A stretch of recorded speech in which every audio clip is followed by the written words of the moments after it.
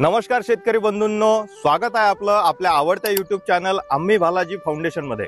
आज आपण कपाशी या पिकाच्या दुसऱ्या परंतु अत्यंत महत्त्वाच्या खताच्या डोस बद्दल संपूर्ण माहिती बघणार आहोत। त्यासाठी हा व्हिडिओ शेवटपर्यंत नक्की बघा। तर शेतकरी बंधूंनो, कपाशी या पिकामध्ये आपल्याला दुसरा खताचा डोस हा केव्हा द्यायचा आहे, कोणता द्यायचा आहे आणि कशासाठी द्यायचा आहे याबद्दल सविस्तर माहिती आपण या व्हिडिओच्या माध्यमातून बघणार आहोत। तर शेतकरी बंधूंनो, कपाशीला दुसरा खताचा जो डोस आहे हा आपल्याला लागवडीपासून 40 ते 50 दिवसाच्या दरम्यान आपल्याला दुसरा खताचा डोस हा कपाशी पिकाला द्यायचा असतो। या वेळेस कपाशी पिकाची शाखीय वाढ तर सुरूच असते, सोबत आपल्याला कपाशी पिकामध्ये फुलपात्याची सुद्धा वाढ झाल्याचे या ठिकाणी दिसून येत असते आणि बोंड धारणा सुद्धा आपल्याला या ठिकाणी करायची असते। या सर्व गोष्टी घडण्यासाठी कपाशी पिकाला अन्नद्रव्यांची खूप जास्त प्रमाणामध्ये गरज राहते, ज्यामध्ये एनपीके सोबत सेकंडरी आणि मायक्रोन्यूट्रनची सुद्धा खूप जास्त प्रमाणात आवश्यकता असते।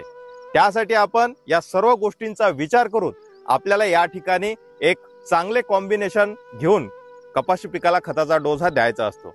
त्यासाठी आपण या ठिकाणी या व्हिडिओमध्ये तुम्हाला 3 कॉम्बिनेशन असे सांगणार आहेत, जे तुम्हाला कपाशी पिकामध्ये शाखीय वाढीसोबत फुलांची संख्या वाढवण्यासाठी, पात्याची संख्या वाढवण्यासाठी आणि बोंड धारणा होण्यासाठी या संपूर्ण खताच्या व्यवस्थापनाचा फायदा आपल्याला या खतामध्ये दिसून येईल। तर शेतकरी बंधूंनो, दुसऱ्या खताच्या डोस मध्ये आपल्याला पहिल्या क्रमांकाचं कॉम्बिनेशन बनवायचं आहे। एकरी एक बॅग 10-26-26, अर्धी बॅग युरिया आणि 10 किलो चांगल्या कंपनीचे मायक्रोन्यूट्रन। आपण हे कॉम्बिनेशन तिन्ही एकत्र करून या ठिकाणी आपल्याला कपाशी पिकामध्ये दोन्ही बाजूंनी प्रति एकर पेरून हे खताचा डोस द्यायचा आहे। यानंतर दुसरे कॉम्बिनेशन आपण बनवू शकता, एकरी एक बॅग डीएपी, अर्धी बॅग पोटॅश किंवा आयपीएल किंवा आयसीएल कंपनीचे पॉलीहायलाइट या खतामध्ये आपल्याला पोटॅश सोबत कॅल्शियम, मॅग्नेशियम आणि सल्फर असं कॉम्बिनेशन या ठिकाणी मिळणार आहे।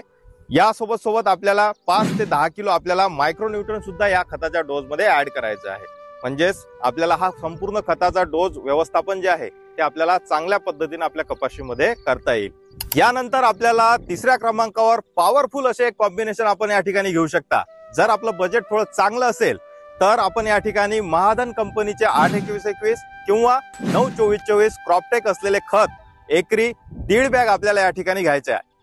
यामध्ये आपल्याला अर्धी बॅग युरिया ऍड करायचा आहे आणि हे कॉम्बिनेशन करून आपल्याला कपाशी पिकामध्ये हा खताचा डोस दोन्ही बाजूंनी पेरून द्यायचा आहे।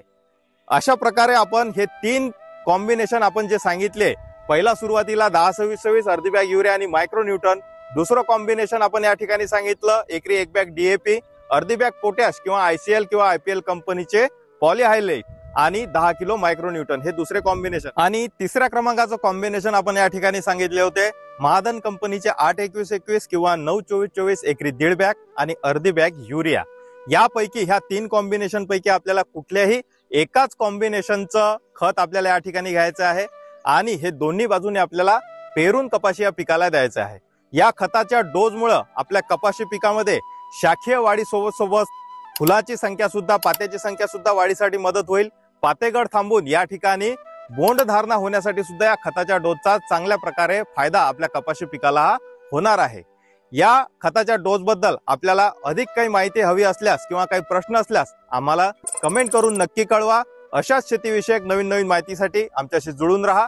धन्यवाद।